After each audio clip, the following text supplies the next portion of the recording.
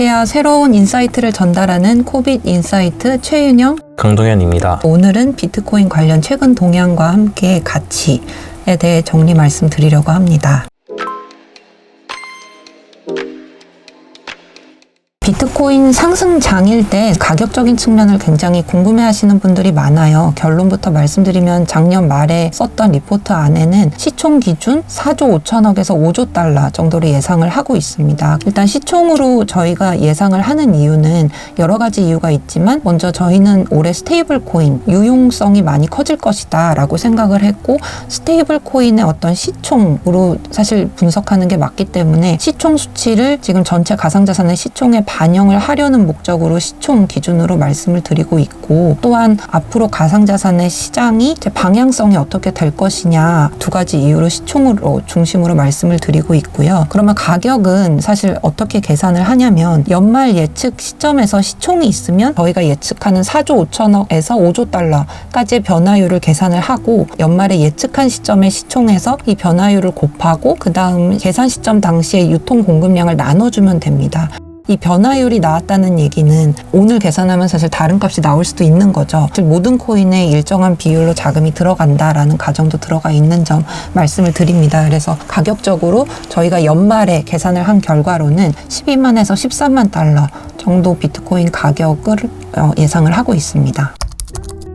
장기적으로 봤을 때는 굉장히 다 비슷한 것 같아요. 일단 어떤 기관 투자자들이 앞으로 시장에 들어올 거냐 이렇게 봤을 때는 뭐 연금이라던가 대형 자산 관리 회사라던가 보험회사 같은 회사들이, 그러니까 기관 투자자들이 시장에 들어온다 하면은 상승 트리거가 될 수 있을 것 같고요. 그리고 두 번째는 요새 미국에서도 많이 논의가 되고 있지만 주요국의 규제가 어떻게 변화할지가 굉장히 중요할 것 같습니다. 그래서 SAB 121이라는 조항을 무력화시키는 게 통과가 됐었는데 바이든 대통령이 거부권을 행사했죠. 뭐 이런 규제 관련 뉴스라던가 아니면 앞으로 있을 FIT 21 법안이 상원을 통과할 거냐, 통과하고 나서도 바이든 대통령이 뭐 10일 이내에 거부권을 행사할 수 있다 보니 규제 불확실성이 어떻게 이제 정리가 될 거냐에 따라서 상승 트리거보다는 장기적인 어떤 상승 재료로서 작용할 수 있다고 저는 생각을 합니다.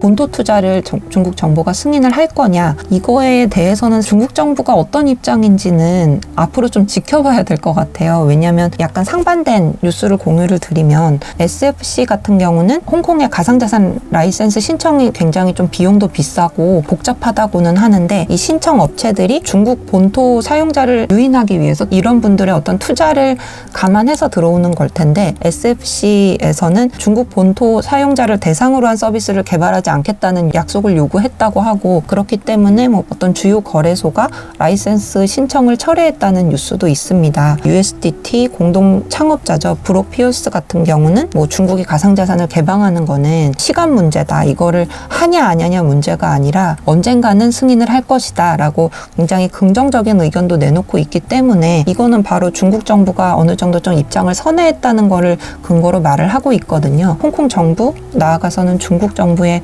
중국 본토 투자 승인에 대해서는 정책적인 이슈들을 차근차근 모니터링하면서 지켜봐야 되는 게 제 의견입니다.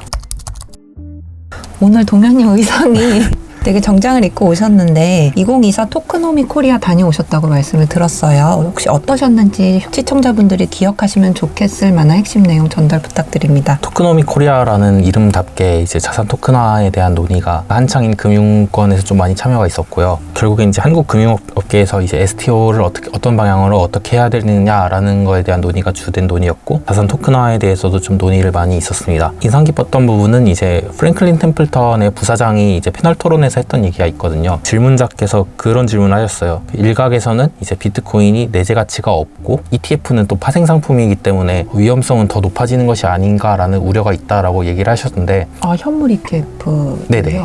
네. 이제 프랭클린 템플턴의 부사장인 이제 크리스토퍼 젠슨이 이렇게 대답을 했습니다. 이제 대부분의 사람은 이제 캐시플로우를 창출하는 자산을 평가하는 데 익숙한데, 비트코인 그 자체가 이제 명확한 현금 흐름을 보이지 않기 때문에 이런 자산을 좀 경계하는 경향이 좀 존재한다라고 보았고, 있었고요. 그러나 이제 비트코인은 이제 가치 저장 수단으로서 그리고 또 희소성을 지닌 디지털 원자재 상품으로서의 가치를 존재한다라고 대답을 했습니다. 그러면서 또 내재 가치를 보이는 자산 같은 경우에는 뭐 이더리움 혹은 솔라나 등 직접 매출을 창출해내는 자산이 있기 때문에 꼭 가상자산이 내재 가치가 없는 자산이다라고 보기에는 어렵다라고 답변을 했습니다. 따라서 이제 주위에서 뭐 비트코인 혹은 뭐 코인이 뭐 내재 가치가 없다, 뭐 실체가 없는 자산이 아니냐라고 비판을 하는 사람이 있다면은 이 답변을 기억해 줬다가 하면 좋을 것 같습니다. STO나 이런 부분에 대해서는 자산 토큰화에 대해서는 어떤 말을 했나요? 이 자산 토큰화가 왜 토큰화를 해야 되느냐, 뭐 자산 토큰화를 실제로 뭐 수익을 본 것이 있느냐라고 질문을 또 했는데 발표 자료나 이런 걸로 봤을 때는 실질적으로 당장 기대할 만큼의 수익을 거두지 못하는 상황이라고 보았고, 다만 이제 프랭클린 템플턴의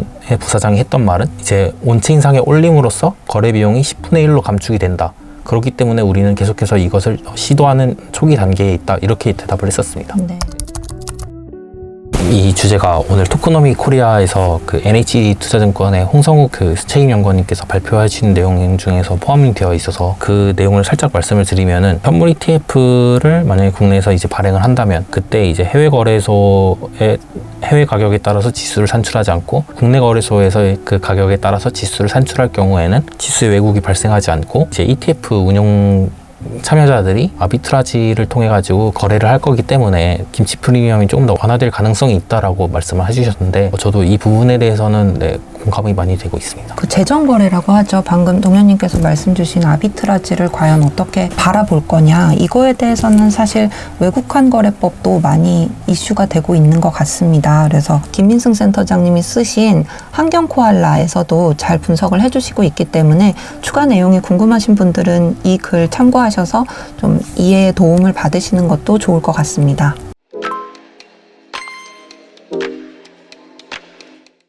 네, 오늘 내용은 여기까지고요. 추가적으로 이 부분 관련해서 궁금하신 내용은 댓글로 말씀 남겨주시면 저희가 또 답변 드리도록 하겠습니다. 감사합니다. 감사합니다.